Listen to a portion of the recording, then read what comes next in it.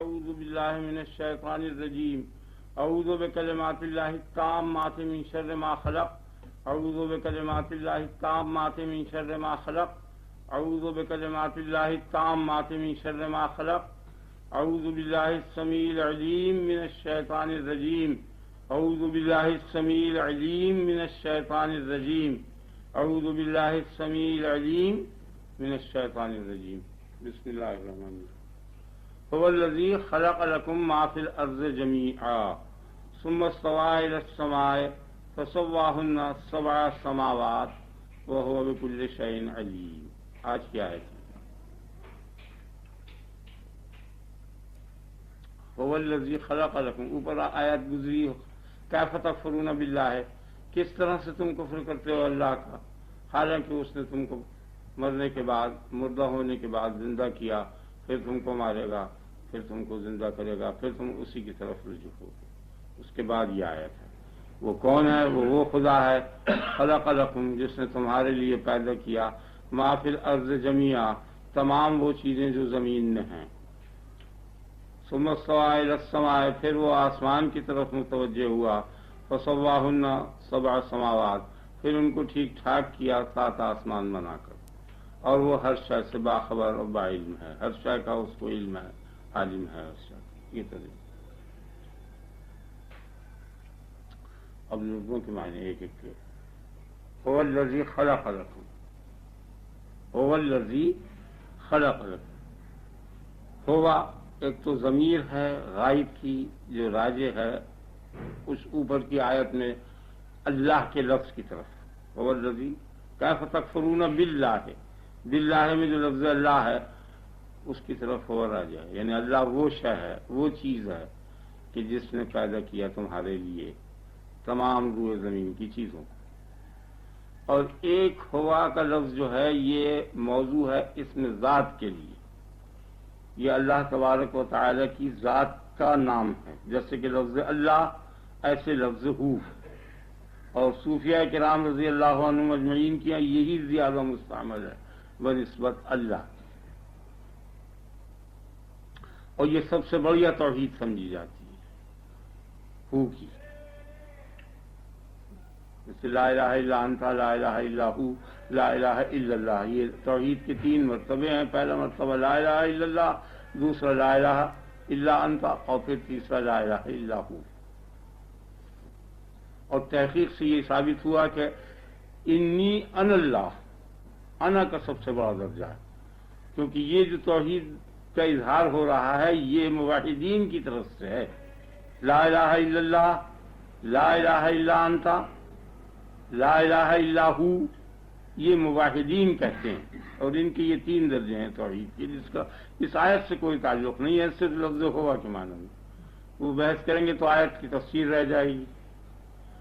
لیکن سب سے بڑھیا توحید جو ہے وہ لا الہ الا انا ہے، کوئی معبود نہیں ہے بجز میرے. تو چونکہ یہ خدا کی حکایت ہے، خدا یہ کہہ سکتا ہے نا انی انا اللہ، میں ہی ہوں اللہ. انی انا یا موسیٰ، میں ہی ہوں. تو سب سے بڑی توحید وہی ہے جو وہ خود اپنی زبان سے ادا کرے. اسی طرح سب سے بڑی حمد وہی ہے جو وہ خود اپنی زبان سے کرے. اور باقی تمام انبیاء علیہم السلام اور تمام ملائکہ مقربین کی جو حمدیں ہیں وہ اس کی حمد کے مقابل میں بہت کم ہیں. مقدار کے اعتبار سے نہیں ہیں بلکہ نوع کے اعتبار سے. یعنی ایک تو یہ ہے کہ اگر ان کی مقداروں کو بڑھا دیا جائے انبیاء کی اور ملائکہ کی تو وہ مقداریں بڑھتے بڑھتے کسی ایسی حد پر پہنچ جائیں کہ وہ خدا کی حمد کے برابر ہو جائیں. یہ بات نہیں ہے. وہ کتنا بھی بڑھایا جائے لا انتہا درجے پر، کسی درجے پر بھی بڑھایا جائے وہ معنی پہنچنے، بلکہ وہ نوعیت الگ ہے اور یہ نوعیت الگ. جیسے کہ انبیاء علیہ السلام کا علم کہ اس درجے پر غیر نبی کا علم کتنا ہی بڑھ جائے اس درجے پر نہیں پہنچنے کا. کوئی عمل نے کوئی علم غیر نبی کا، خواہ وہ صدیقین میں سے ہوں یا اولیاء میں سے ہوں یا اور مومنین میں سے ہوں، کتنے ہی بڑھنے کے بعد وہ اس درجے پر نہیں پہنچے گا. وہ نوعیت الگ ہے. جیسے ماں کی محبت کی نوعیت باپ کے مقابل میں، تو باپ کی محبت کتنی ہی بڑھ جائے وہ ماں کی محبت کی نوعیت کے مقابلے پر نہیں آئے گی، وہ نوعیت گھٹیا ہی رہے گی. کسی وقت میں بھی وہ نہیں ہونے کی. مقدار کی کا فرق نہیں ہے یہاں کہ ماں کو 100 درجے محبت ہے باپ کو 50 درجے نہیں. وہ مدارج جو ہیں اس میں شامل ہی نہیں، وہ نوعیت کیا ہے. تو یہاں جو ہو کا لفظ ہے اگر ضمیر کے معنی میں لے لیا جائے کہ وہ، تو یہ سب سے زیادہ اصح ہے،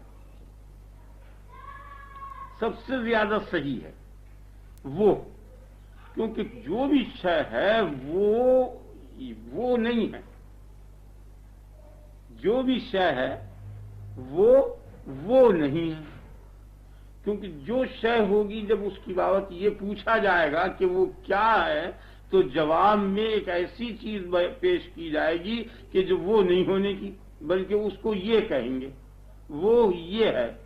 ہر شے کے متعلق جس چیز کے متعلق چاہو تم اشارہ کر کے پوچھو کہ یہ کیا ہے، فلاں شے کیا ہے، فلاں شے کیا ہے، تو جواب میں وہ فلاں شے نہیں آنے کی، کیونکہ اسے تو آپ جانتے ہی ہیں. اگر جانتے نہ ہوتے تو آپ سوال نہ کرتے اس سے. اور جب اس کے کیا کے معنی آپ پوچھتے ہیں، کیا کا طالب جس چیز کا ہے، وہ ایسی شے جواب میں واقع ہوگی کہ وہ شے نہیں ہونے کی، وہ کوئی دوسری شے ہوگی. جیسے مکان، آپ پوچھیں مکان کیا ہے تو جواب میں ایسی چیز پیش کی جائے گی جو مکان نہیں ہونے کی بلکہ کوئی اور شے ہوگی. جیسے دیواریں ہیں، دروازہ ہے، چوکٹے ہیں، چھت ہے، سطح ہے، یہ سب چیزیں جو ہیں یہ اصل میں مکان نہیں ہے نا. اجزاء مکان پیش کیے جائیں گے، مطلب یہ سیدھے لفظوں میں اجزاء یا وہ اس کی صورت اور مادہ یہ چیزیں پیش کی جائیں گی جواب میں. جب کسی شے کے متعلق سوال کیا جاتا ہے کہ وہ کیا ہے تو جواب میں اس کے اجزاء پیش کیے جاتے ہیں اگر وہ مرکب ہوتی ہے تو. اب وہ ترکیب اگر جسمانی ہے تو اجزاء پیش ہوتے ہیں، اور جو ترکیب فطری ہے تو اس میں صورت اور مادہ پیش کرتے ہیں کہ اس مادے اور اس صورت سے یہ مرکب ہے.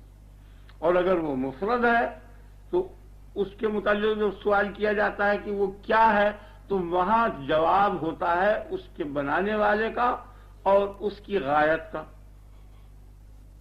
آپ کے خیال میں آ گیا یہ بات سمجھ آئی نہیں؟ یعنی کیا کے معنی جو ہیں وہ چار چیزوں کو کیا طلب کرتا ہے، صورت کو، مادے کو، غایت کو، فاعل کو. جیسے یہ تخت کیا ہے، یہ کرسی کیا ہے تو اس کے جواب میں یہ کہا جائے گا یہ لکڑی کی ہے، وہ اس کے اجزاء بتائے جائیں گے مادہ. یا ایسی حیت ہو، اس کا گھیرا اور دائرہ وغیرہ بتایا جائے، صورت سے اس کو بیان کر دیا جائے. یا ایسی چیز بتائی جائے گی جو اس کے بنانے سے مقصد ہے، اس کو غایت کہتے ہیں، باعث کہتے ہیں کہ یہ بیٹھنے کی ایک چیز ہے، یہ بیٹھنا جو ہے یہ اس کی غایت کہلاتی.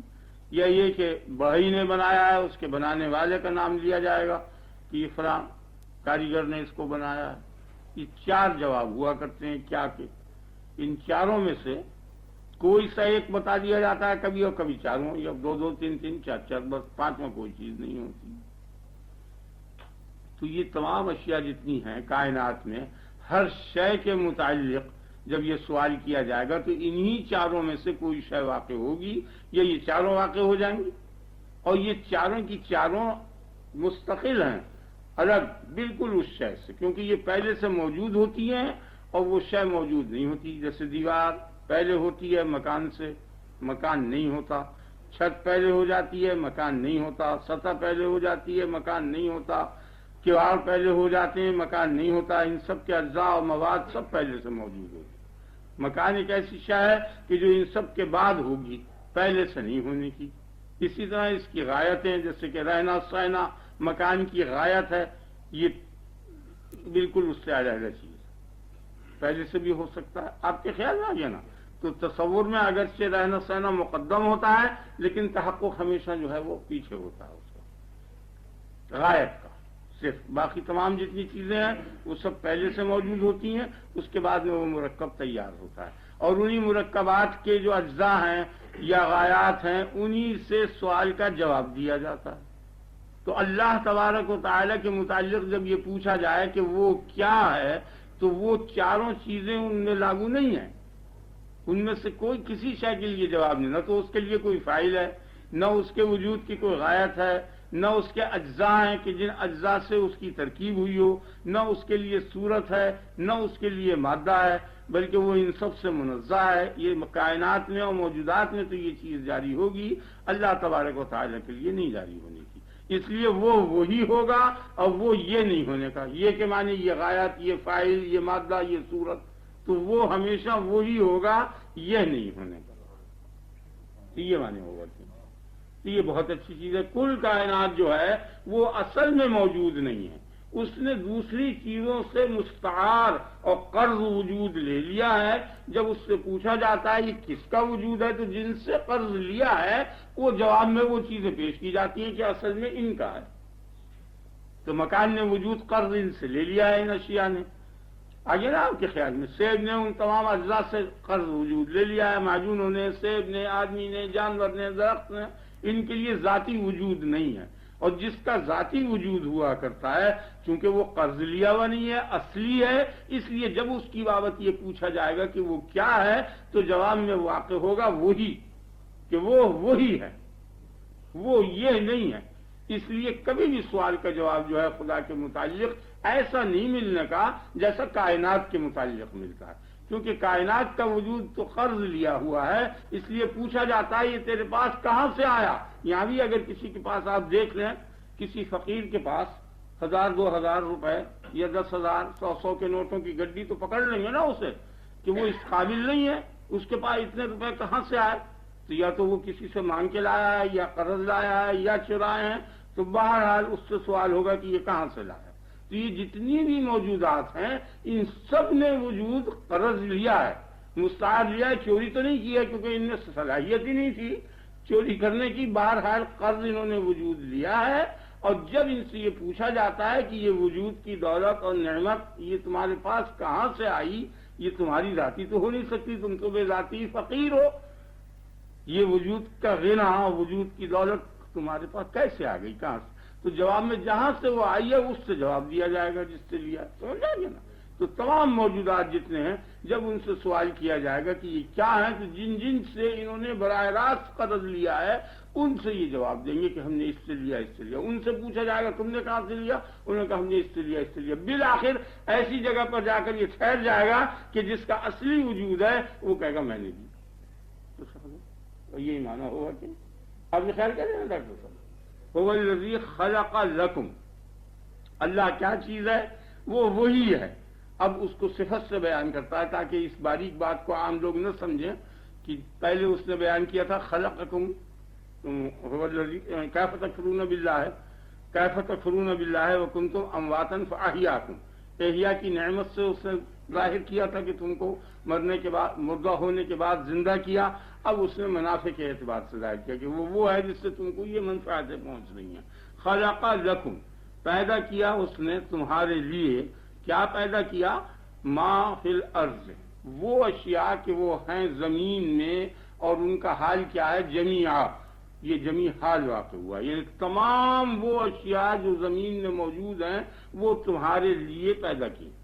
تو علماء نے لکم کی تفسیر یہ فرمائی ہے کہ لنفعکم یا لانتفاعکم، یعنی تم کو نفع پہنچانے کے لیے یا تمہارے کو نفع پہنچنے کے لیے، تمہارے نفع کے واسطے یہ چیزیں اللہ تعالیٰ نے زمین میں کل کی کل تمہارے لیے پیدا کی ہیں۔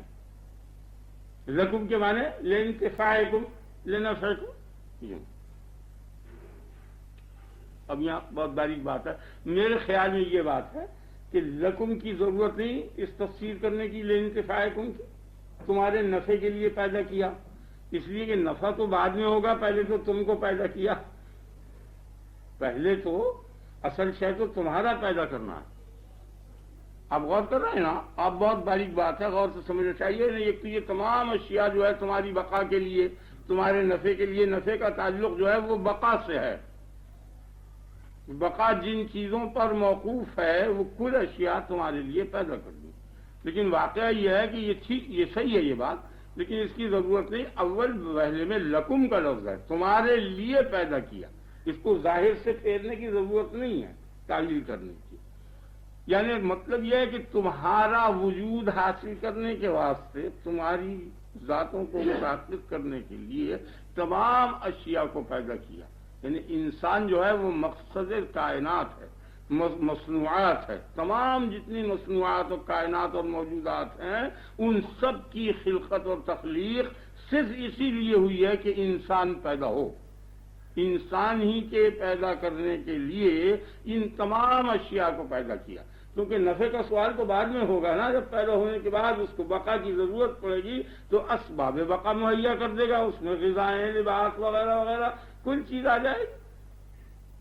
جتنی بھی کائنات کی انواع ہیں اور نوعیں ہیں وہ تمام نوعوں کو پیدا کیا اس لیے کہ اصل میں پیدا کرنا مقصود جو تھا وہ انسان کا تھا.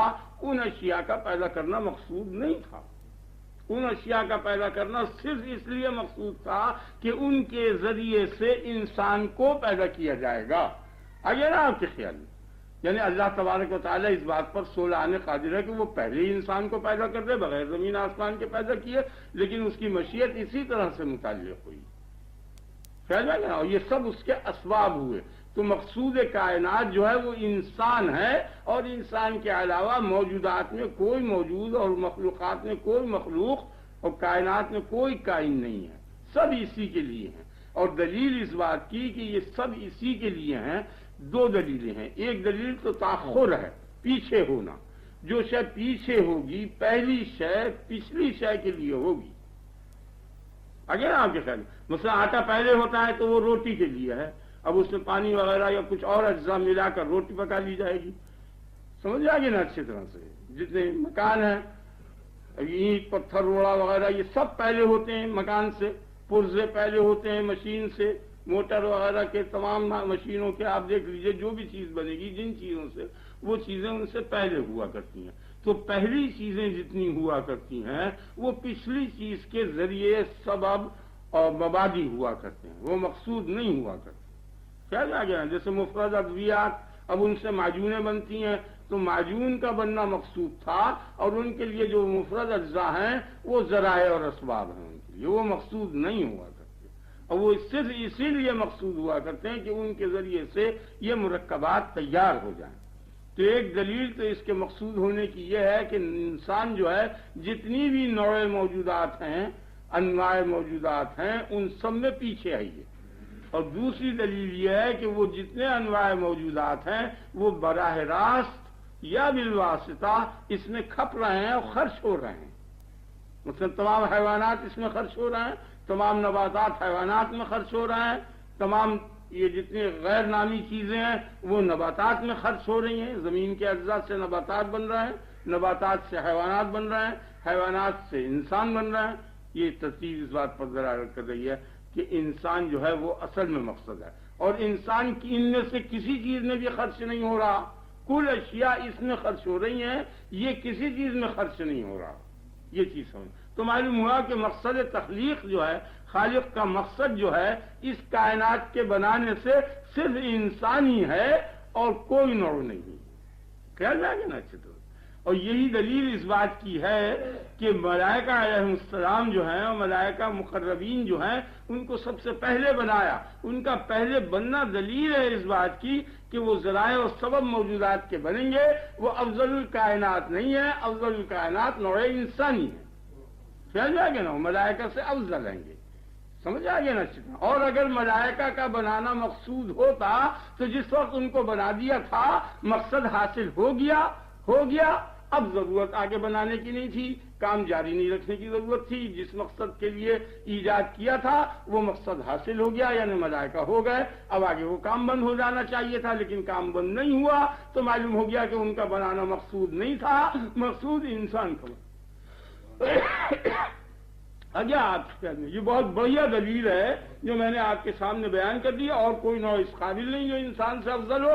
زیادہ سے زیادہ مقابلہ ملائکہ ہی کا ہو سکتا تھا، لیکن ملائکہ بھی افضل نہیں ہے. اور یہ حصی دلیل ہے جو میں نے آپ کے سامنے بیان کی کہ وہ پہلے بنے ہیں. اگر خدا کا مقصد ان کا بنانا ہوتا اور مقصود کائنات ملائکہ ہوتے تو جس وقت وہ مقصد حاصل ہو جاتا آگے کو تخلیق کا کام بند ہو جاتا. لیکن تخلیق کا کام بند نہیں ہوا.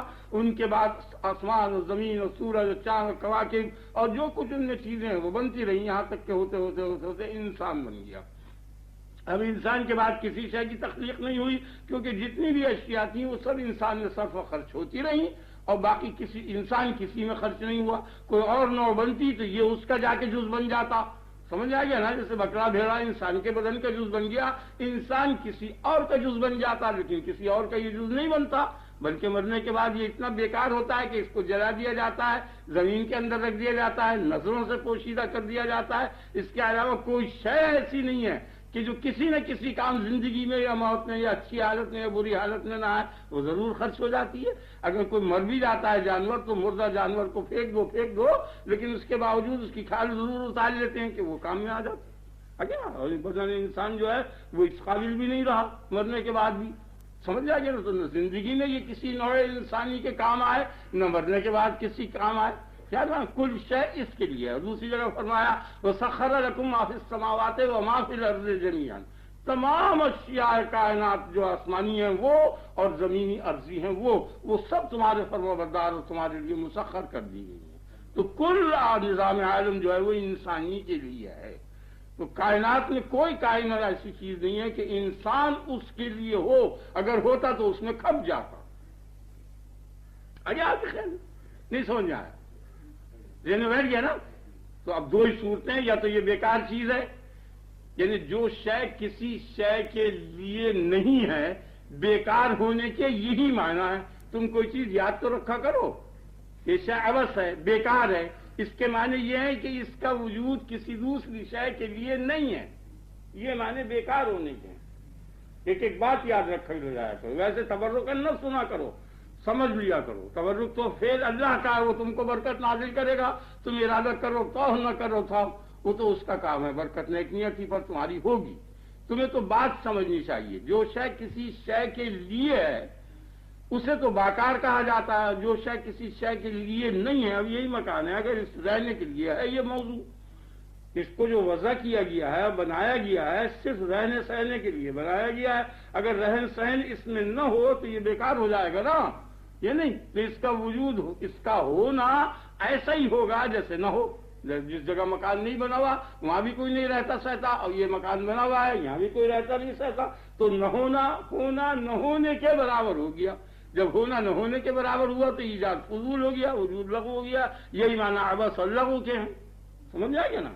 تو اب جو انسان مکمل ہو گیا تمام کائنات سے، تو اب اگر یا تو کسی شے کے لیے ہوگا یہ، اور یہ کسی شے کے لیے نہیں ہونے کا، اگر کسی شے کے لیے یہ نہیں ہوا تو جتنی بھی انسان کے علاوہ کائنات ہیں وہ سب کسی لیے ہیں، اور یہ عبث ہو گیا، لغو ہو گیا، اور تمام کائنات سے بدتر ہو گیا، کیونکہ جو شے کسی شے کے لیے ہے وہ شے اس شے سے بہت بدتر ہے جو کسی شے کے لیے نہیں۔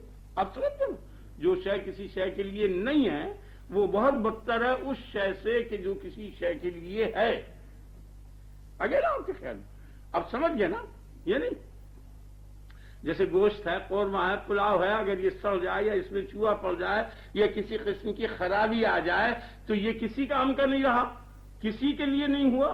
لیکن اگر اس میں پکانے کے وقت وہ ہر چیزیں کوئی پوڑیا میں ذرا سا نمک باندھ کے الگ رکھ لیا ہے تو وہ نمک تو کسی کام کے لیے ہے، وہ کارآمد ہوگا، اور یہ دیکھ کی دیکھ اڑا دی جائے گی اور پھینک دی جائے گی اور کسی کام نہیں آنے کی۔ ذہن میں بیٹھ گیا نا آپ کے؟ تو اس سے بدتر ہو گیا یہ، وہ دیکھ پکی پکائی نمک سے بدتر ہو گئی، سمجھ آئے گا نا؟ تو انسان جو ہے یہ پکا پکایا قورمے پلاؤ کے مشابہ ہے، اگر یہ کسی کے لیے نہ ہوا تو جس طرح وہ دیکھ پھینکنے کے قابل ہے یہ بھی پھینکنے کے قابل ہوگا، خیال میں آ گیا نا؟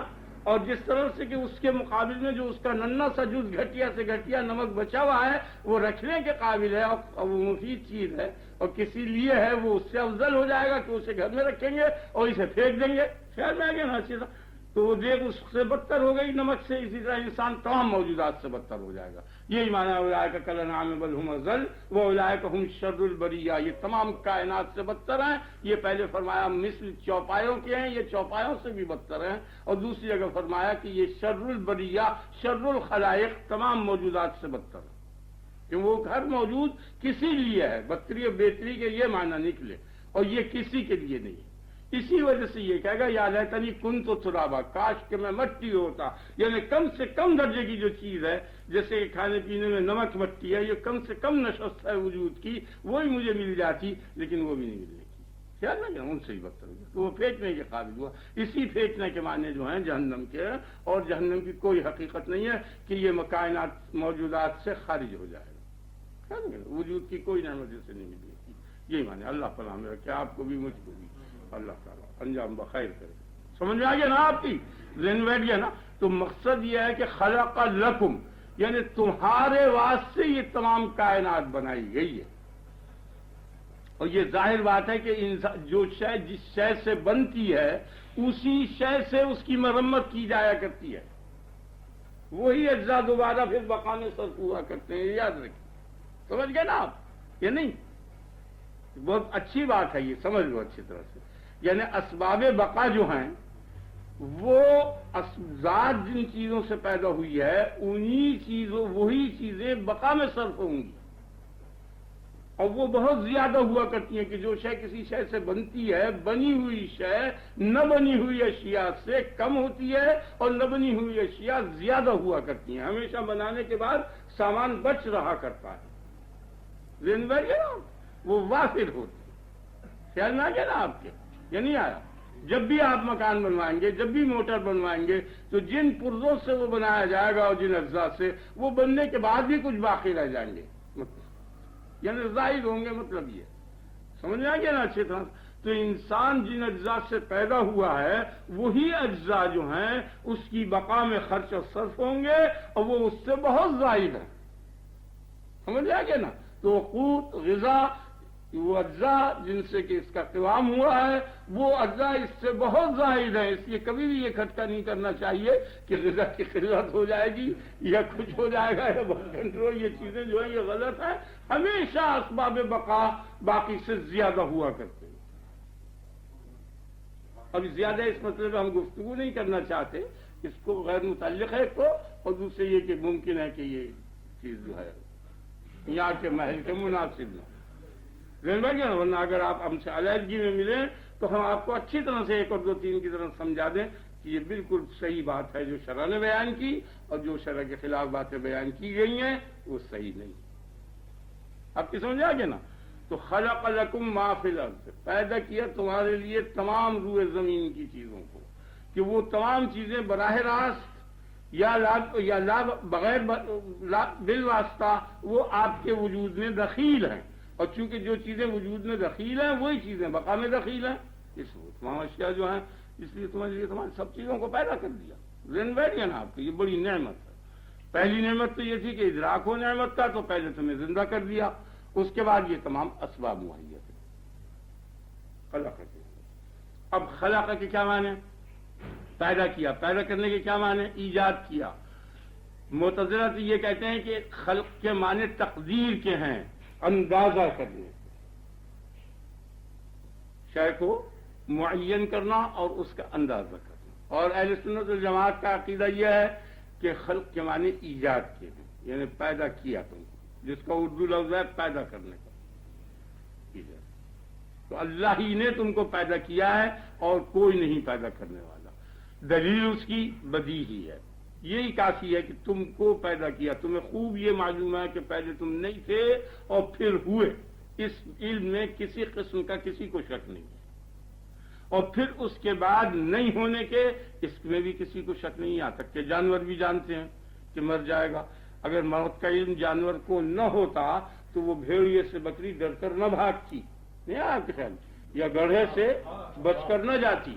سمجھ آئے گا نا؟ اسے علم ہے دونوں چیزوں کا. تو وہ علم حیوانی ہے، فطرت میں داخل ہے یہ علم.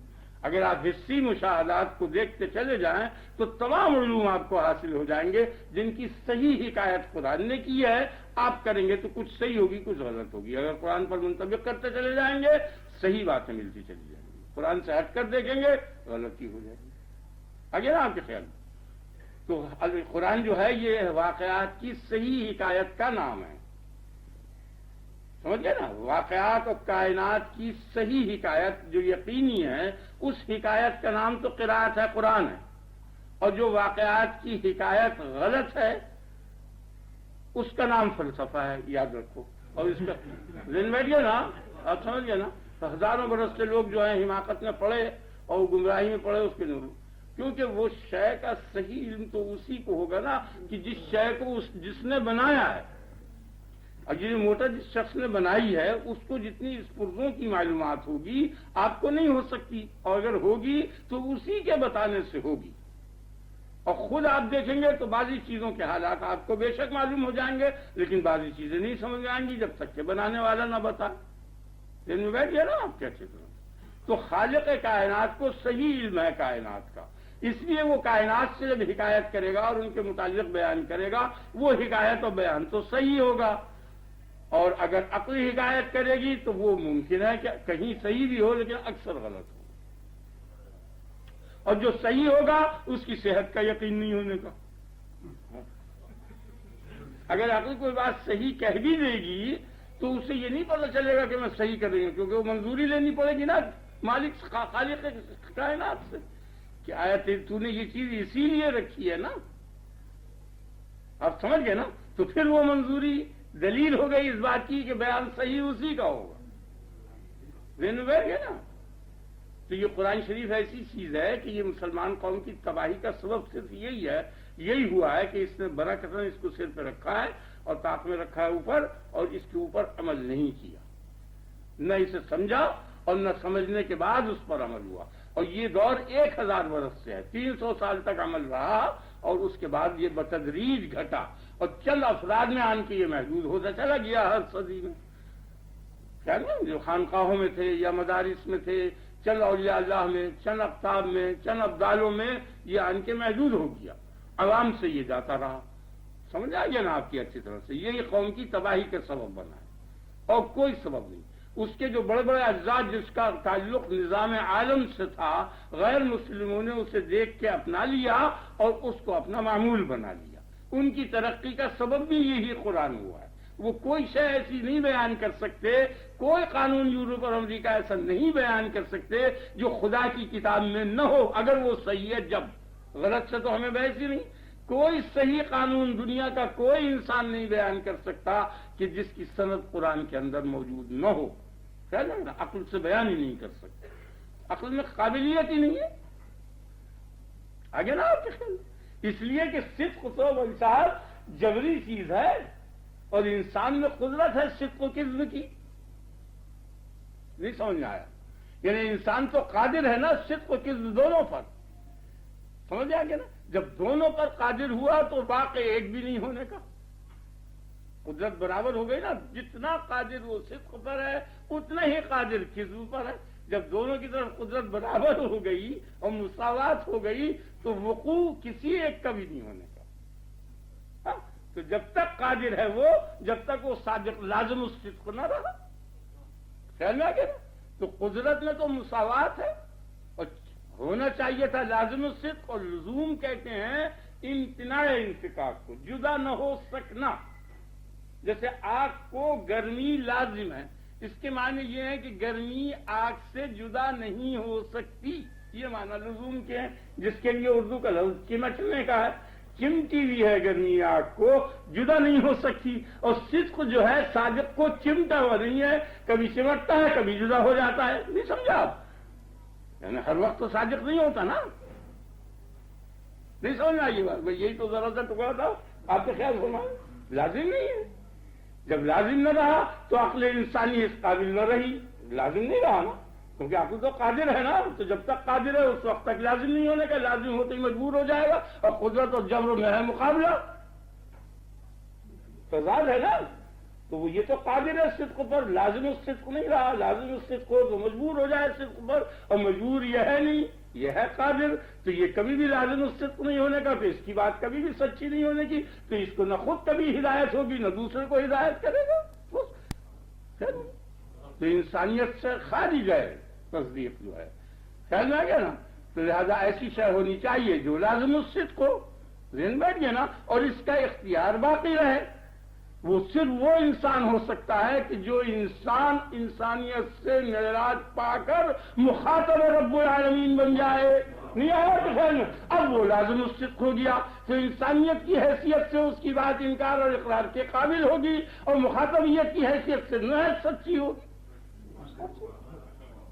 اور یہ غائب درجے کی تحقیق ہے. اگر خدا تعالیٰ آپ کو اور مجھ کو دونوں کو توفیق عنایت کرے تو میں اس کو اور وضاحت سے بیان کر دوں گا. بڑی اچھی بات ہے خدا تعالیٰ آپ کو جمع دے دل میں اور میرے بھی.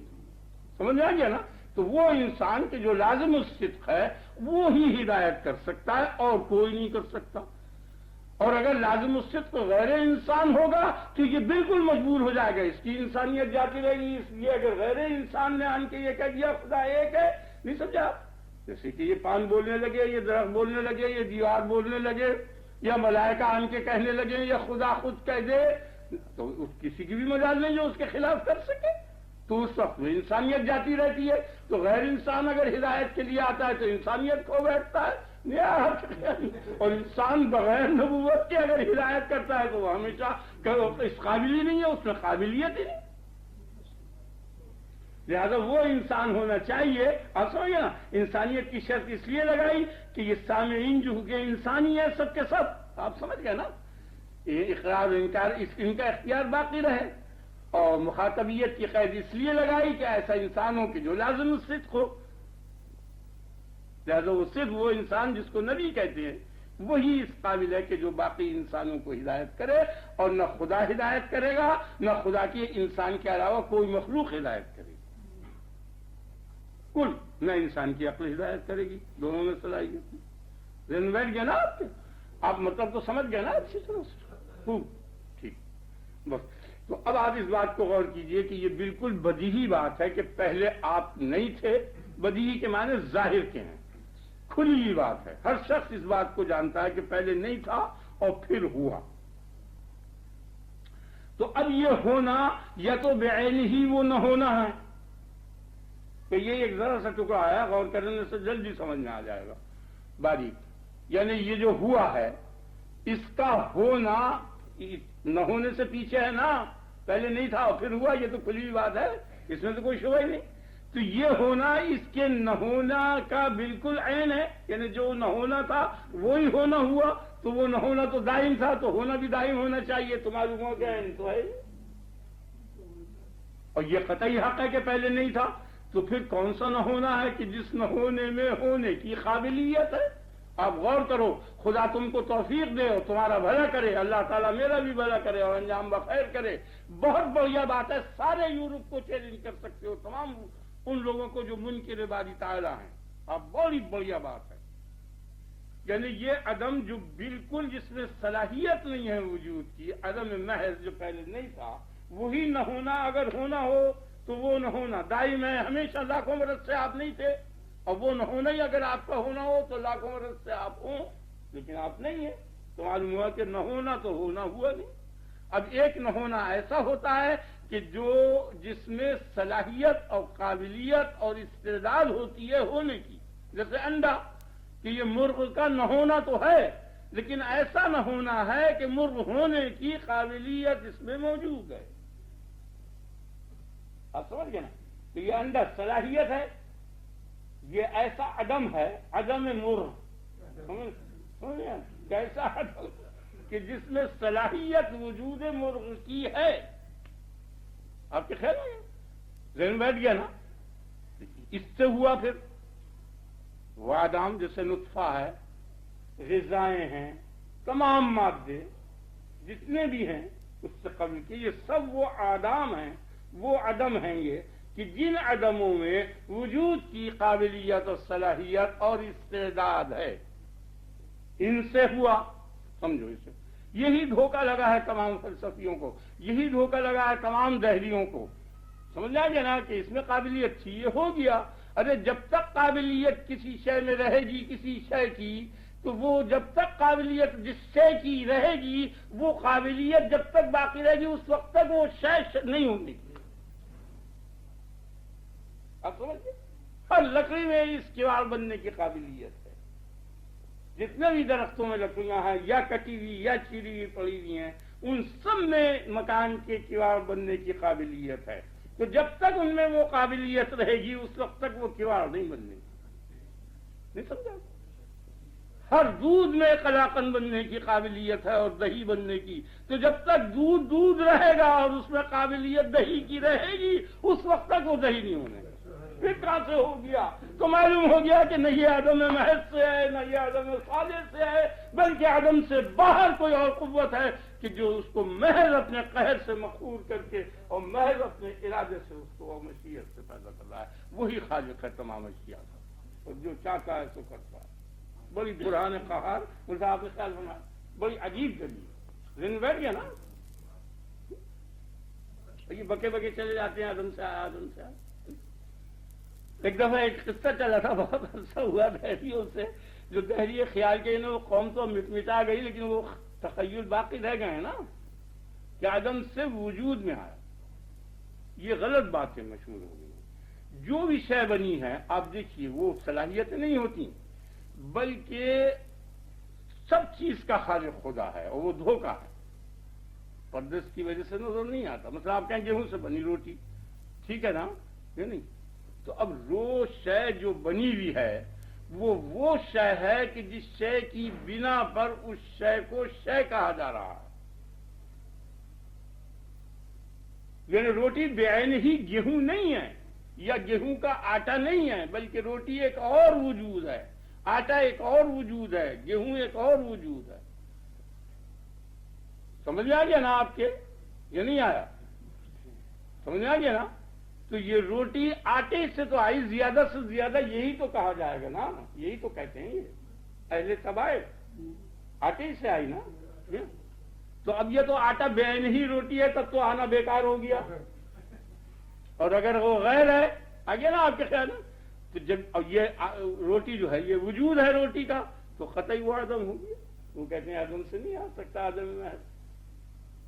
آپ سمجھے میری بات؟ نہیں سمجھ میں آئی؟ یعنی جو شے بھی بنی ہے پیدا ہوئی ہے وہ خدا تعالیٰ نے پہلے وہ نہیں تھی اور پیدا کر دی۔ یہ کہتے ہیں کہ پہلے سے ان کے مادے موجود تھے، ان مادوں سے یہ پیدا ہوئی ہے، اور اس لفظ کو خود بخود کے لفظ سے تعبیر کرتے ہیں کہ جو اردو زبان میں ایک لفظ رائج ہو گیا خود بخود کا، یعنی کوئی غیر پیدا کرنے والا نہیں، اپنے آپ ہو گئی۔ تو میں نے آپ کو ابھی سمجھایا خود بخود کے معنی میں کہ وہ خودی جو تھی، جس خودی سے یہ ہوا ہے، وہ دو ہی عدم ہو سکتے ہیں، یا عدم محض یا عدم صالح، اور دونوں میں صلاحیت نہیں، دونوں میں قابلیت نہیں وجود کی۔ سمجھ آ گیا نا؟ تو ایک شے اگر دوسری شے سے بنے گی اور تو وہ شے یا اس کا بعین ہی عین ہوگی، تب تو بننا بیکار ہوگی، اور اگر غیر ہوگی تو یہ موجود ہے تو ضرور وہ موجود کا غیر ہو گئی معدوم، لہذا معدوم سے سب شے کو بنایا۔ ہر شے پہلے کچھ بھی نہیں تھی، کان اللہ ولم یکن معہ شے، خدا ہی خدا تھا، کوئی شے اس کے ساتھ نہیں تھی، اور ہر شے کو اس نے محض اپنے مشیت و قدرت سے پیدا کیا۔ دلیل سمجھ میں آ گئی نا خدا تعالیٰ کے وجود کی؟ بہت اچھی دلیل ہے۔ اللہ تبارک و تعالیٰ آپ کو توفیق عنایت کرے اپنے فضل و کرم سے، اور انجام بخیر کرے۔ بہرحال اس عقیدے پر خاتمہ ہو، ذہن میں بیٹھ گیا نا آپ کی سمجھ نہیں؟ خلق لکم ما فی الارض جميعا۔ اب لکم کے معنی پر اب گفتگو ہم شروع کرتے ہیں۔ لام تمہارے لیے، یعنی غرض جو تھی تخلیق کی وہ تم یا تمہارے منافع، جیسے میں نے تو یہ معنی بتا دیا آپ کو کہ تمہارے لیے یہ سب پیدا ہوا، اور تمام مفسرین یہ فرماتے ہیں کہ تمہاری بقا کے لیے، تمہارے منافع کے لیے، تمہارے فوائد کے اور آرام اور آسائش کے۔ بہرحال وہ بھی صحیح ہے، یہ بھی صحیح ہے، دونوں باتیں صحیح، دونوں لگ سکتی ہیں، کیونکہ وہ ٹکڑا نہیں تھا اس لیے میں نے اپنی طرف سے اضافہ کر دیا کہ یہ معنی ہو سکتا ہے، اور اس میں زیادہ فائدہ ہے اس لیے کہ وہاں لکم کے اندر لام کاف کے بیچ میں ایک لفظ نکالنا پڑتا ہے، اور یہاں ضرورت نہیں، تو جہاں تک وہ ظاہری رہے، ظاہری پر قرآن محمول ہو، وہاں تک اچھا ہے، ضرورت نہیں بیچ میں لفظ نکالنے۔ اب لام کے معنی، لام نفع کے لیے آتا ہے، یعنی اجل نفع کو، تمہارے نفع کے واسطے یا تمہاری ذات کے لیے، صحیح بہرحال پہلے کی۔ اب یہ بہت باریک و مشکل بات ہے، اسے غور کرنے سے آپ سمجھیں۔ حکماء کی اور ایک جماعت ہے مسلمانوں کی، جن کا جو مسلمانوں کے کہنے کے لفظ سے تو یہ پتہ چلتا ہے کہ مسلمان ہیں، حقیقت میں وہ جو قدیم فلاسفہ کے علوم و کمالات تھے اس سے لاکھوں کروڑوں گنے زائد ان کو حاصل تھے۔ لاکھوں گنے دیا. یعنی پرانے یونانی حکیموں کی باتیں یا مالٹے کے جو حکیم تھے یا اور دنیا میں جو حکیم ہندوستان میں تھے، ان سب سے یہ حکمت اور فلسفے میں یہ جماعت فائق تھی، اور ان کے آثار اب موجود ہیں اور ان کے آثار مٹ گئے. یونانیوں کے بھی، ہندوستانیوں کے بھی، مالٹیوں کے بھی، جہاں جہاں فلسفہ تھا ان سب کے آثار مٹ گئے، کہیں نہیں ملنے کے. وہ سب عربی میں موجود ہیں، اب تک موجود ہیں، اور اس سے اب انگریزوں نے کچھ ترجمہ کر کے انگریزی میں کر لیا. تو اس جماعت کا نام ہے معتزلہ. اصل میں یہ حکیموں کی ایک جماعت ہے. یہ حکمت کے ایسے ماہر ہیں کہ ان کے درجے کا کوئی آدمی دنیا میں نہیں ملتا کسی قوم میں. ہاں، اور یہ سب نیک نیت ہیں، کوئی بد نیت نہیں ہے. اپنی نیک نیتی سے گمراہی میں مبتلا ہوئے ہیں، باقی ہے سب نیک نیت. سمجھ میں آ گیا نا؟ نیت کسی کی اس زمانے میں خراب نہیں تھی. دین کی خدمت کرتے تھے اور اپنے اصول کی کچھ غلطی ابتدا میں ہو گئی اور اسی بنیادوں پر غلطیاں ہوتی چلی گئی. بس ہماری بنیاد تو صرف کتاب اور سنت ہے، اہل سنت والجماعت. ہو جائے گا. تو سنت جو ہے نبی صلی اللہ علیہ وسلم کا قول فعل خطبے کی جامعیت کا نام ہے. سنت کسے کہتے ہیں؟ نبی صلی اللہ علیہ وسلم کا قول اور فعل اور خطبہ، ان تینوں کے مجموعے کا نام سنت ہے. اور جماعت کہتے ہیں مومنین اصحاب رسول اللہ صلی اللہ علیہ وآلہ وصحبہ وسلم کے کسی مسئلے پر متفق ہونے کا، جس پر وہ جماعت متفق ہو جائے. اصحاب رسول اللہ صلی اللہ علیہ وسلم جس بات پر متفق ہو جائیں، اگر وہ بات قرآن اور حدیث میں نہ ملے تب بھی وہ حجت ہے. اسے جماعت کہتے ہیں، اسی کو اجماع کہتے ہیں. تو ہمارا جو ہے مدار وہ سنت اور اجماع پر ہے، ان کا مدار عقل پر ہے. بس یہ ایک اصولی غلطی ہوئی ہے صرف بنیاد. اس بنیاد پر پھر 20 غلطیاں آگے ہوتی چلی گئیں، اور تھے وہ سب ظلم لوگ. ظلم ہونے میں ان کے کوئی شبہ نہیں، بلکہ ہمارے علماء تو ان کے متعلق یہ کہتے ہیں کہ وہ ان کے تفوق کو اپنے اوپر بہت زیادہ تسلیم کر، علمی حیثیت سب مانتے. تو بنیادی غلطی ان سے یہ ہوئی ہے کہ وہ عقل کو حاکم بتاتے، اور وجہ اس کی یہ تھی، وہ بھی نیک نیتی تھی، کہ اس زمانے میں فلسفے کا رواج بہت زیادہ تھا. تو فلسفیوں سے جب بحث ہوتی تھی تو وہ یہ کہتے تھے کہ قرآن اور حدیث اور مذہب کی باتیں جہاں تک ہو سکے عقل کے مطابق مخالف کو اور کافر کو سمجھانی چاہیے. نیت یہ تھی، تبلیغ نیت تھی سب کی. اللہ کے دین کی تبلیغ کرتے تھے عقل کے مطابق، چونکہ قوم مانگتی تھی عقلی دلائل، تو انہوں نے عقلی دلائل میں اتنی کثرت اور اتنا توغل کیا کہ اس اتنی معقولات کا کسی زمانے میں پتہ نہیں چلتا. اگر آپ ان کے علم کا اندازہ کریں تو کر نہیں سکتے، اتنی وہ جماعت. اور وہ کوئی 500-600 برس تک رہا. 6ٹھی صدی سے 7ویں صدی سے وہ ختم ہونا شروع ہوا، یہاں تک کہ وہ علم ہی ختم ہو گیا. اس علم کا نام انہوں نے علم کلام رکھا ہے. وہ عباسی دور میں شروع ہوا اور کوئی 500 برس تک جاتا. یہ چیز تو انہوں نے ہر شے کے لیے جہاں تک ہو سکا عقل کے مطابق کرنے کی کوشش کی. انہوں نے کہا اللہ تعالیٰ کے فعل کے واسطے اگر کوئی غرض اور غایت نہیں ہونے کی تو اس کا فعل عبث ہو جائے گا، کیونکہ جس شے کی غایت نہ ہو وہ عبث ہو جائے گا. اور عبث ایک ایسی چیز ہے کہ یہ حکیم کی حکمت کے منافی ہے، اور حکیم اس سے پاک ہے، لہذا اس کے فعل کے لیے اغراض ہونے چاہیے. آپ سمجھ گئے نا؟ یعنی یہ کہتے ہیں رینوویٹ یہ ہے ان کا خیال. حکماء اسلام کا اور معتزلہ کا خیال یہ ہے کہ اللہ تعالیٰ کا کوئی فعل ایسا نہیں ہے کہ جو بے غرض ہو، اور غرض کے معنی یہ ہے کہ کوئی غایت نہ ہو. بے غرض ہوا تو اس کے معنی یہ ہے کہ کوئی غایت نہ ہوئی. جب کوئی غایت نہیں ہوئی، کوئی فائدہ نہیں ہوا، کوئی باعث نہیں ہوا، کوئی داعی نہیں ہوا، تو وہ فعل عبث ہو گیا. جب وہ فعل عبث ہو گیا تو عبث کا کرنا یہ بالکل حکمت کے منافی ہے، سفاہت ہے اور نادانی ہے، اور خدا سفاہت اور نادانی سے پاک اور مقدس ہے، لہذا ضرور اس کے فعل کے لیے کوئی نہ کوئی غایت، علت، غرض وغیرہ ہے. یہ ان کے بیان کا خلاصہ ہے. آپ کی سمجھ میں آ گیا یا نہیں؟ بالکل صاف ہو گیا ان کی نیت. ہمارے اہل سنت والجماعت کا عقیدہ یہ ہے، ہمارا بھی وہی عقیدہ ہے جو اہل سنت والجماعت کا ہے، میرا بھی وہی عقیدہ ہے. ہم بھی انہی لوگوں میں کہ اللہ تبارک و تعالیٰ کے فعل کے لیے کوئی غایت اور غرض نہیں ہے. انہوں نے اس کی دلیل یہ بیان کی، ان کی دونوں کی دلیلیں آپ کے سامنے بیان کر دیتا ہوں. ان کی دلیل تو یہ ہو گئی کہ اگر فعل کے لیے غایت نہیں ہونے کی تو اللہ کے فعل جو ہے وہ عبث ہو جائے گا. ان کی دلیل یہ ہے کہ اللہ کے فعل کے لیے اگر غرض ہوگی کہ جس غرض کے لیے وہ فعل کیا ہے تو اس غرض کے حاصل ہونے سے اللہ تعالی میں کچھ کمال خوبی پیدا ہوگی اور کوئی فائدہ پہنچے گا، اور فائدہ جس کو پہنچا کرتا ہے وہ ناقص ہوتا ہے. آگے نا آپ کے خیال تو خدا تعالیٰ ناقص ہو جائے گا اور وہ ناقص ہو نہیں سکتا، اس لیے اس میں فائدے کی طلب نہیں ہو سکتی، اس لیے اس کا فعل بے فائدہ، بے غرض، بے مطلب ہوگا. یہ ان کی دلیل کا یہ خلاصہ ہے.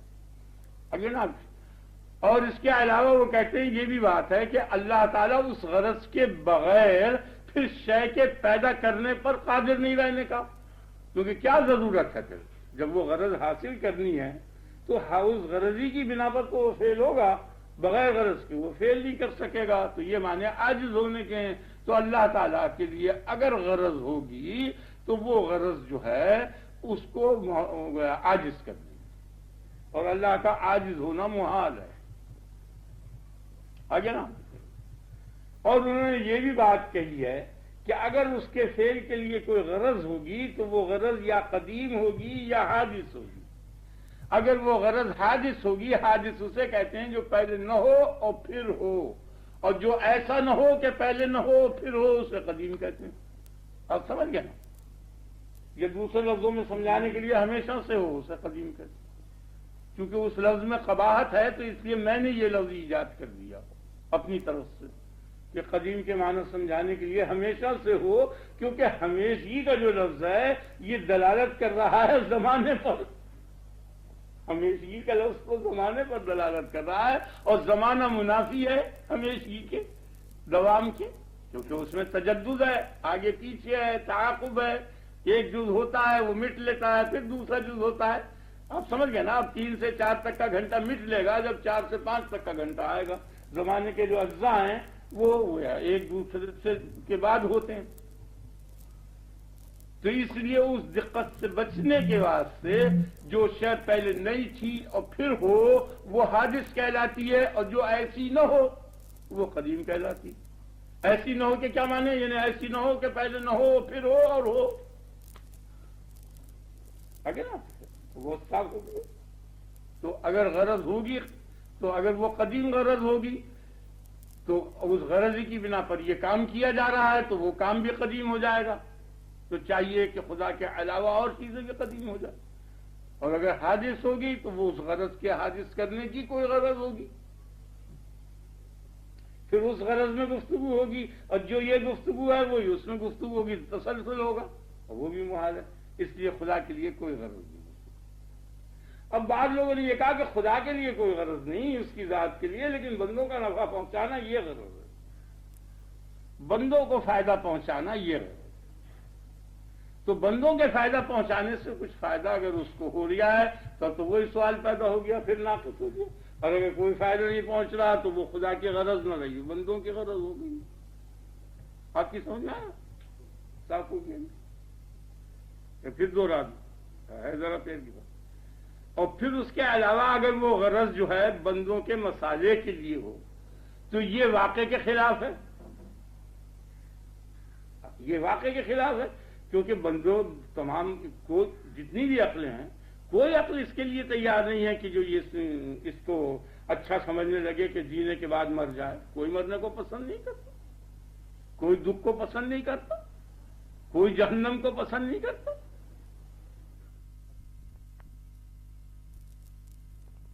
بمقابلے اس کے کچھ جہنم میں جاتے اور کچھ جنت میں جاتے. یہ سبھی زندہ رہتے، ایک بھی نہ مرتا، یہ زیادہ اچھا تھا بمقابلے اس کے کہ یہ مر رہا.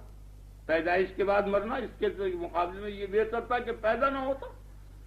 یعنی پیدا نہ ہونے کو زیادہ عقل بہتر جانتی ہے بمقابلے اس پیدا ہونے کے کہ جس کے بعد موت ہو. آگے نا بالکل مشاہدہ ہے.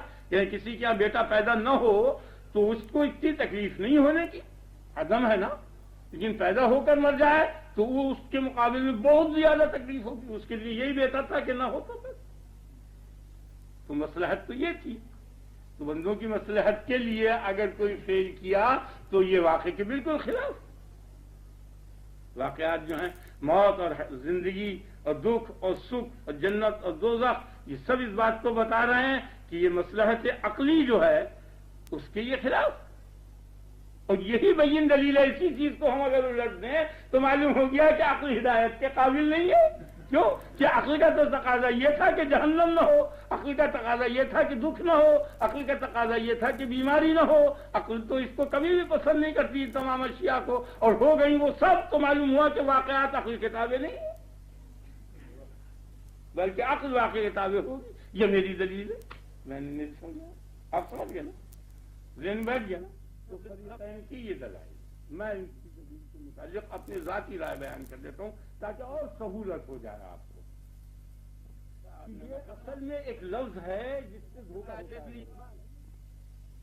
یعنی فلاں کام فلاں غرض کے لیے کیا تو وہ در حقیقت وہ غرض کا لفظ بولا جاتا ہے. اصل میں وہ حاجت ہوتی ہے. جب چاہے دیکھ لیجیے جو کام بھی آپ کریں گے جس غرض کے لیے وہ در حقیقت حاجت ہوتی ہے.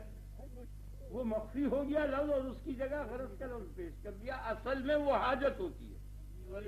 حاجت کے پیش نظر وہ فعل کیا جاتا ہے جس کا نام غرض رکھا ہے. سیدھے لفظوں میں کہو کہ احتیاج ہے، حاجت ہے، ضرورت ہے، جس وجہ سے وہ ضرورت جلب منفعت کی ہو یا دفع مضرت کی ہو، دونوں ضرورت ہے. بلکہ دفع مضرت کی ضرورت ہے اور جلب منفعت کی حاجت ہے. یوں کر یعنی ضرورت اس کو کہتے ہیں کہ اگر وہ نہ ہو تو وہ نہ ہو، حاجت اس کو کہتے ہیں اگر وہ نہ ہو تو دکھ میں رہے. اب سمجھ دن بیٹھ گیا نا. جیسے اگر کھانا نہ کھائے تو ہلاک ہو جائے تو کھانے کی ضرورت ہے. کپڑا نہ پہنے تو ہلاک نہیں ہونے کا لیکن تکلیف میں رہے گا تو کھانے کی حاجت ہے. اور جو بھی فعل ہوگا وہ اسی لیے ہوگا، یا منفعت حاصل کرنے کے لیے ہوگا یا مضرت کو دور کرنے کے لیے ہوگا. تو در حقیقت وہ غرض جو ہے وہ حاجت ہے. اور حاجت غنا کی ضد ہے. تو ادھر تو خدا کہہ رہا ہے اور ادھر حاجت کہہ رہا ہے. خدا کہتے ہی غنی کو ہے. آگے نا آپ کے خیال واللہ غنی عن العالمین ہے، بے نیاز ہے عالموں سے. کیونکہ اگر اسے حاجت ہوتی تو جب سے تو وہ تھا اسی وقت سے عالمین ہوتے اور یہ ہوتے ہیں پیچھے کل عالم و کائنات. تو معلوم ہوا اس کی ضرورت نہیں تھی. اربوں کروڑوں سنکھوں برس کے بعد یہ ہوئے. حاجت کی چیز اتنے بات تھوڑی ہوتی جب سے تھا اور جبھی سے ہوتا. آگے نا آپ کے تو خدا کے فعل آگے نا آپ کے تو خدا چونکہ حاجت اور خدا کے معنی میں تضاد ہے اس لیے وہاں یہ پیدا ہی نہیں ہو سکتا. خدا کو حاجت ہے. خدا کہتے ہی غیر محتاج کو ہے تو غیر محتاج کو حاجت ہے. یہ معنی تقلید کے ہیں بیہودی. اس لیے اس کے فعل کے لیے کوئی نہیں. اب رہ گئی ان کی بات کہ فعل عبث ہوا جاتا ہے. وہ بات نہیں سمجھے، عبث کے معنی نہیں سمجھا سکتے. یہاں دو چیزیں ہیں. ایک تو فعل کا کرنا ہے. فعل کا لفظ جس طرح کرنے پہ بولا جاتا ہے، ایجاد پہ بولا جاتا ہے، اسی طرح فعل کا لفظ مفعول کے لیے بولا جاتا ہے. اگر آپ جیسے خلق اور مخلوق، تو خلق کے معنی تخلیق کے بھی ہیں اور خلق کے معنی وہ شے کہ جو پیدا شدہ ہے. یہ کائنات اس کو بھی خلق کہتے ہیں. آپ نے خیال کیا نا جیسے معمار نے مسجد بنائی تو اب معمار نے جو مسجد بنائی ہے تو اس کے فعل کی غرض اور غایت اور علت غائی وہ مزدوری ہے جو اس کو شام کو ملے گی. آپ کی سمجھ آ گیا. اور اس کا جو فعل ہے ایک تو فعل اور ایک وہ مفعول، وہ مسجد. اور فعل مسجد کا پیدا کرنا، بنانا. آپ سمجھ گئے کہ نہیں سمجھے؟ تو وہ جو مسجد ہے وہ اور چیز ہے، مسجد کا بنانا اور چیز ہے. بنانے کے لیے تو غایت ہے مزدوری ہے اور وہ شے جو بنی ہے اس کی غایت ہے نماز پڑھنا. آگے نا آپ کے خیال تو معلوم ہے کہ مفعول کی غایت اور چیز ہے، فعل کی غایت اور چیز ہے. تو خدا کے فعل کے لیے غایت نہیں ہے. اس کے معنی وہ ایجاد کے ہیں. اور وہ جو تم کہتے ہو عبث ہو جائے گا اس کے معنی مفعول کے ہیں اور مخلوق کے ہیں. مخلوق کے لیے غایت ہے خلق کے لیے غایت نہیں ہے، یہ فیصلہ ہو، بڑی اچھی بات ہو گئی۔ آپ نے خیال ہونا بالکل صاف ہو گیا، یعنی جو چیز اللہ تعالیٰ نے پیدا کی ہے اس کے اوپر آثار مرتب ہیں، اگر وہ اثر مرتب نہیں ہونے کا تو وہ شے نہیں رہنے کی، موجود کہتے ہی اس شے کو ہے کہ جس پر اثر مرتب ہو۔ وجود کے کیا معنی یاد رکھو، مبدأ آثار، جس شے پر اثر مرتب ہو وہ ترتب اثر ہی کا نام وجود ہے، اگر اثر مرتب نہیں ہوا تو وہ وجود ہی نہیں ہے۔ مثلا آگ آپ نے ہاتھ پہ رکھ لی اور اس نے ہتھیلی کو نہ جلایا تو وہ وجود حرارت ہی نہیں ہے، وجود آگ ہی نہیں ہے، سمجھ آئے کہ نہیں؟ اس کا اثر ہے جلانا، اگر جلانا آگ پر مرتب نہ ہوا تو اس کے معنی یہ ہے کہ اس کا ہونا نہ ہونا ہے، ہونا کہتے ہی ترتب آثار۔ اس لیے خدا کے فعل کے واسطے، فعل بمانا مخلوق و کائنات برابر حکمتیں اور مصالح ہیں اور علتیں، اور خدا کا ایجاد کرنا ان چیزوں کو، اس ایجاد کرنے کے لیے خدا کی کوئی علت نہیں۔ بڑا اچھا فیصلہ ہو گیا، اب کی سمجھ آ گیا؟ نہیں آیا پھر دوہرا دوں، بہت اچھی بات ہو گئی نا۔ تو ان کی بات بھی رہ گئی کہ وہ خدا کے فعل کو عبث اور نادانی کہتے تھے، اور یہ بات بھی ہو گئی کہ خدا کو احتیاج نہ رہی، دونوں باتیں ٹھیک ہو گئی کہ خدا کے فعل کے لیے غایت نہیں ہے۔ اس کے کیا معنی؟ اس کے معنی یہ ہے کہ خدا کی تخلیق اور ایجاد جو ہے اس کے لیے غایت نہیں ہے، اور خدا نے جن چیزوں کو موجود کیا ہے ان موجودات میں سب کے لیے غایت ہے، اور اگر ان کے لیے غایتیں نہیں ہونے کی تو وہ موجودات معدومات ہو جائیں گی۔ جی مانی لہٰذا دونوں فریقوں کی بات صاف ہو گئی، اور یہ نہیں رائے میں نے آپ کے سامنے بیان تو هو الذی خلق لکم ما فی الارض جمیعا، تمام روئے زمین کی چیزیں تمہارے لیے پیدا کر دی سوائے ان چیزوں کو کہ جن کی ممانعت ہے، تصریح کر دی گئی ہے کہ یہ چیزیں استعمال نہ کرنا، ہر شے استعمال کر سکتے ہیں، تمام چیزیں تم سب کے لیے، یہ نہیں ہے کہ ہر واحد اس میں سے لے لے، یعنی کل کے لیے، کل کائنات کل انسانوں کے لیے ہے۔ اس کے یہ معنی نہیں ہے کہ ہر انسان کے لیے ہیرا چاہیے، نہیں، تمہارے لیے چاندی بنائیے، بلکہ لوہا اور دھاتیں، ان کی چوڑیاں بنا کے تم اپنی عورتوں کو پہناؤ، بعض لوگوں کے لیے سونا بنایا، بعض کے لیے چاندی، یہ تم سب کے لیے یہ سب ہے۔ یہ مطلب نہیں ہے کہ ہر شخص کے لیے سب ہے، تو ہر شخص کے لیے انگور ہو، نہیں، وہ چیز جو پیٹ کو بھر دے، جس میں قوت لا یموت ہو، وہ ہے سب کے لیے۔ ذہن میں یا نا آپ کے، اب وہ گیہوں سے بھرے، یا جو باجرے سے بھرے، یا انگور و انار سے بھرے، اب مطلب سمجھ آ گیا نا؟ بالکل صحیح۔ خلق لکم ما فی الارض ثم استوى الى السماء فسواهن سبع سماوات ثم استوى۔ اب یہ جو لفظ استوا ہے یہ بہت مشکل لفظ ہے، اسے آپ غور کریں، جیسے ثم استوى على العرش میں آتا ہے، ثم استوى على العرش، عرش پر وہ مستوی ہو گیا، اس کی کیا معنی؟ آسمان کی طرف مستوی ہوا، اس کی کیا معنی؟ میں ابھی بیان کرتا ہوں، اس کے معنی غور کر لو اچھی طرح، اللہ تعالیٰ تم کو سمجھائے گا، میرا کام صرف بیان کر دینے کا، ہدایت کرنا اسی کا۔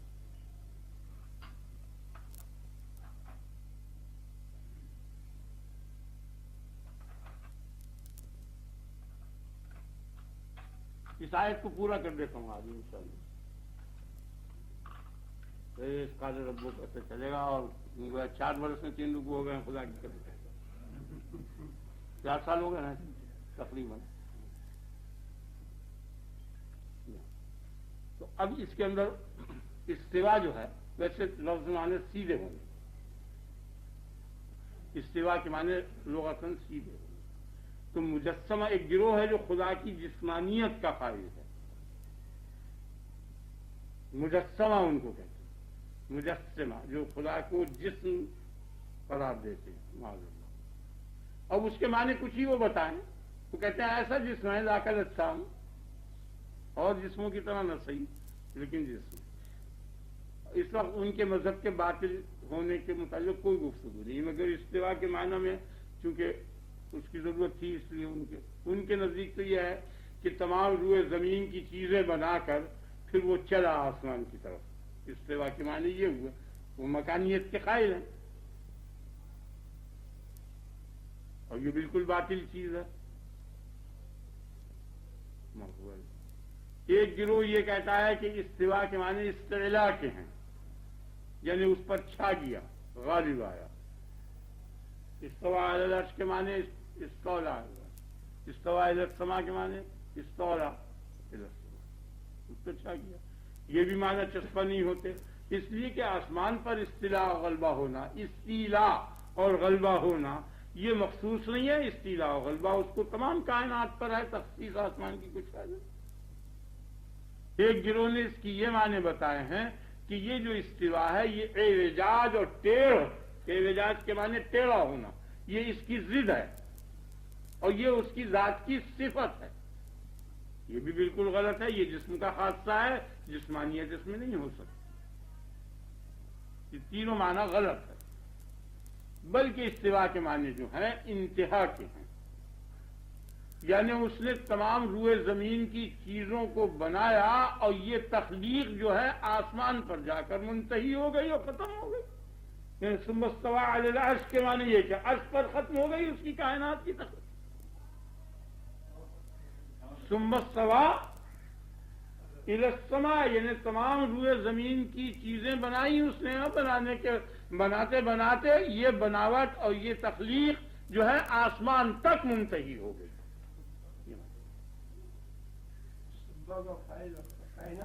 جی نہیں، یہ ہے نا هو الذی خلق لکم ما فی الارض جمیعا، تمام روئے زمین کی چیزیں بنائیں. ثم استوى الی السماء، ویسے تو مفسرین یہ کہتے ہیں ثم قصد الی السماء، پھر وہ آسمان کی طرف اس نے قصد کیا اس کے بنانے کا. اب سمجھے نا؟ تو یہ معنی اگر انتہا کے آپ لیں تو سما کے معنی میں جو دھوکہ لگتا ہے اس سے بچ جائیں گے آپ، کیونکہ سما آتا ہے تراخی کے لیے، یعنی ایسے ایک کام کیا اس کے بعد تھوڑا زمانہ گزرا اس کے بعد پھر دوسرا کام کیا. تو زمین کی تمام چیزیں بنائی اور اس کے کچھ دیر بعد آسمان بنانا شروع کیا یا ٹھیک ٹھاک کرنا شروع کیا یا متوجہ ہوا. آپ کی سمجھ آ گیا نا؟ تو سما کے چونکہ یہ معنی ہے، پھر اس کے بعد لفظ سما کے یہ پورے معنی ہو گئے، خالی پھر نہیں بلکہ پھر اس کے بعد وہ آسمان بنانے کی طرف متوجہ ہوا یا آسمان کو ٹھیک ٹھاک کرنے کی طرف متوجہ ہوا. تو چونکہ یہ معنی لگتے نہیں اس میں دقت ہے. انتم اشد خلقا ام السماء بنا، ام السماء، تمہارا بنانا کچھ بڑا کمال ہے یا آسمان کا؟ انتم اشد خلقا، تمہارا بنانا کچھ زیادہ کمال ہے یا تمہارا بنانا زیادہ مشکل ہے یا آسمان کا؟ بناہا، اس نے بنا ڈالا اس کو، رفع سمکہا فسوا، اور اس کی بلندی کو خوب اونچا کر دیا اور پھر اسے ٹھیک ٹھاک کیا. والارض بعد ذلک دحاہا، اور زمین کو اس کے بعد پھیلا دیا. تو یہ آیت اس بات پر دلالت کر رہی ہے کہ پہلے آسمان کو بنایا اور پھر اس کے بعد زمین کو پھیلایا. آپ نے خیال کیا نا؟ اور یہ آیت اس بات پر دلالت کر رہی ہے کہ تمام روئے زمین کی چیزوں کو بنا دیا تمہارے لیے، پھر آسمان کی طرف متوجہ ہوا. تو معلوم ہوا کہ آسمان کا بنانا اس آیت سے زمین کے بنانے کے بعد ہوا. اور اس آیت میں یہ بات بتائی ہے کہ آسمان کے بنانے کے بعد اور اس کو اونچا بلندی وغیرہ سب ٹھیک کرنے کے بعد پھر زمین کو پھیلا. تو یہ دشواری تھی. اس دشواری سے بچنے کے واسطے مخالف ہو گیا نا ایک آیت کو. یعنی اس آیت سے تو یہ پتہ چلتا ہے کہ آسمان زمین کے بعد بنا، اور اس آیت سے یہ پتہ چلتا ہے کہ زمین آسمان کے بعد بنی. اور کھلا لفظ ہے اس میں والارض بعد ذالک دحاہا، اس فعل کے بعد آسمان کے بنانے کے بعد اور اس کے سمک کو اونچا کرنے کے بعد زمین کو پھیلا دیا. تو اس سے بچنے کے واسطے سما کے معنی پھر اس کے بعد کے نہیں ہے، بلکہ یہ ترتیب کے لیے ہے ہی نہیں. آگے نا ترتیب کہتے ہیں تقدیم و تاخیر کو، یہ نہیں ہے بلکہ یہ تو تعدد ہے، گنوایا ہے، یہ نعمت کی، یہ نعمت کی، یہ نعمت تمہیں دی، یہ نعمت دی، تعلیم کی.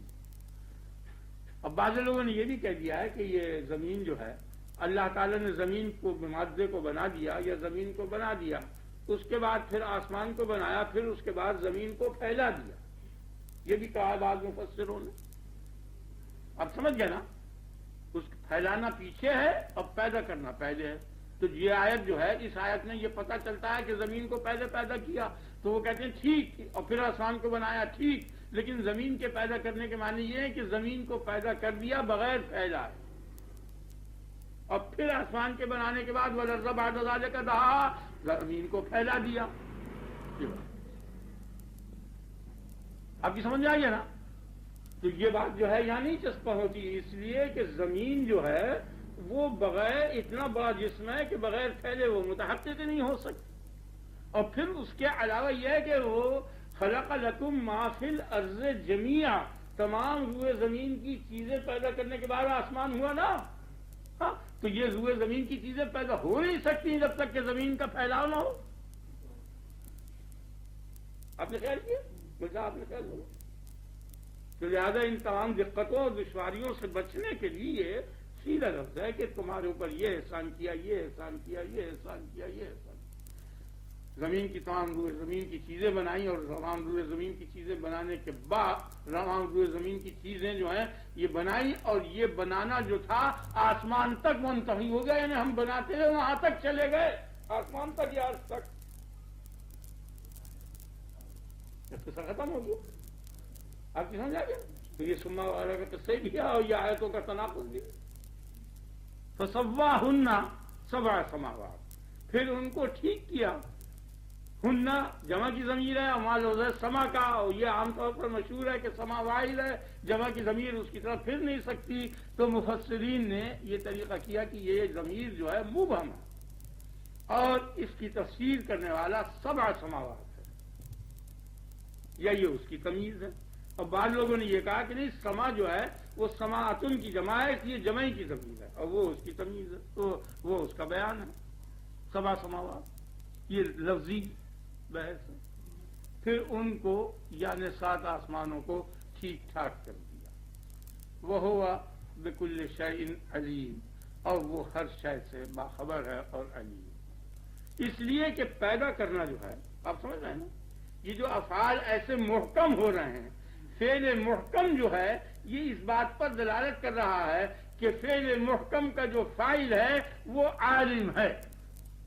یہ تمام متکلمین, خواہ وہ معتزلہ ہوں یا اہل سنت والجماعت ہوں, انہوں نے احکام فعل سے استدلال کیا ہے علم باری تعالیٰ کو. مگر اس نظریے کو میں نہیں تسلیم کرتا, اس لیے کہ شہد کی مکھی ایسے محکم فعل کرتی ہے کہ بہت بڑا مہندس, بہت بڑا علم ریاضی کا جاننے والا حیران ہے, ایسے ایسے مسدس بناتی ہے اور مخمس بناتی ہے. آپ سمجھ رہے ہیں نا, جو لوگ اس علم سے واقف ہیں ان کی عقلیں حیران ہیں. تو اس کے فعل کے محکم ہونے میں کوئی شبہ ہی نہیں. تو چاہیے کہ وہ عالم ہو اور حکیم ہو, حالانکہ نہ وہ عالم ہے نہ وہ حکیم ہے. تو احکام فعل سے علم پر استدلال ٹھیک نہیں ہے, بلکہ صحیح استدلال وہی ہے جو خدا نے کہا الا یعلم من خلق, اسے علم نہ ہو جو پیدا کرے. پیدا ہی وہ تو نفس تخلیق دلیل ہے, علم کے بغیر ایجاد ہو ہی نہیں سکتی. وہ ہوا بکل شیء. آپ سمجھ گئے نا؟ اب یہاں باریک بحثیں نہیں کرتے, آگے اگر علم کی بحث آئے گی تو ہم شروع کریں گے انشاءاللہ خدا نے چاہا. تو یہ آپ نے خیال کیا نا, احکام سے استدلال جو ہے علم پر نہیں ہے. شہد کی مکھی ہے, عنکبوت ہے, یہ ان کے دیکھیے آپ چیزوں کو کتنے اس کے اندر باتیں, مگر حکیم نہیں کہلاتے. تو اللہ تبارک و تعالی نے کہا الا یعلم من خلق, وہ نہ جانے جو پیدا کرے. یہ عقل میں بات آتی ہے, یہ فطری چیز ہے کہ جو خالق ہے وہ قطعی عالم ہے. خلق سے استدلال ہونا چاہیے, احکام سے نہیں. معتزلہ نے یہ کہا کہ وہ بکل شیء علیم, وہ ہر شے پر کا علیم ہے. وفوق کل ذی علم علیم, اور ہر ذی علم سے اوپر علیم ہے. ہر ذی علم سے اوپر علیم ہے. تو معلوم ہو گیا کہ اللہ تعالیٰ ذی علم نہیں ہے, کیونکہ اگر ذی علم ہوتا تو ہر ذی علم سے اوپر علیم ہوتا. تو معلوم ہوا کہ وہ ذی علم نہیں ہے, یعنی علم کی صفت اس کے لیے ثابت نہیں ہے, بلکہ اس کی ذات بے عین ہی علم ہے, کیونکہ یہ تو منکر صفات ہے نا.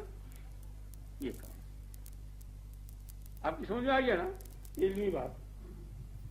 تو اللہ تعالیٰ کو ان دونوں آیتوں سے انہوں نے یہ استدلال کیا کہ اللہ تعالیٰ کے لیے گویا علم کی صفت نہیں ہے،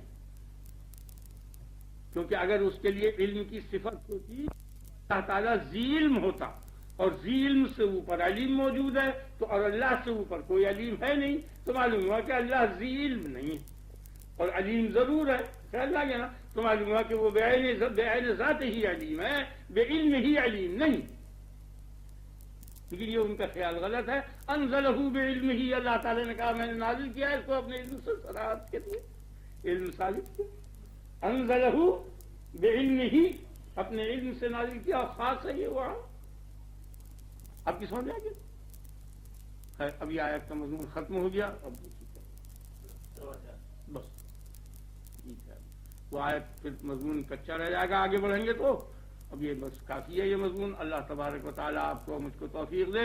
اب آپ اپنے رب کی زیادہ سے زیادہ بڑائی کر دیں جو کچھ ہو سکے. اللہ اکبر کبیرہ والحمد للہ کثیرہ وسبحان اللہ بکرۃ واصیلا. سبحان اللہ وبحمدہ سبحان اللہ العظیم لا الہ الا انت سبحانک انی کنت من الظالمین. سبحان اللہ رب العرش عما یصفون. سبحان اللہ رب العرش عما یصفون. سبحان اللہ رب العرش عما یصفون. اللهم صل على نبینا ومرشدنا ومولانا محمد وآلہ وصحبہ اجمعین. اللهم بارک علی محمد وعلى آل محمد كما بارکت علی ابراہیم وعلى آل ابراہیم انک حمید مجید. اللهم انا نسألك العفو والعافیہ فی الدنیا والآخرہ. اللهم انا نسألك العفو والعافیہ فی الدنیا والآخرہ. اللهم انا نسألك اليقین. اللهم انا نسألك اليقین. ربنا اغفر لنا ولإخواننا الذين سبقونا بالإيمان ولا تجعل في قلوبنا غلا للذين آمنوا ربنا إنك رؤوف رحيم. سبحان ربك رب العزة عما يصفون وسلام على المرسلين والحمد لله.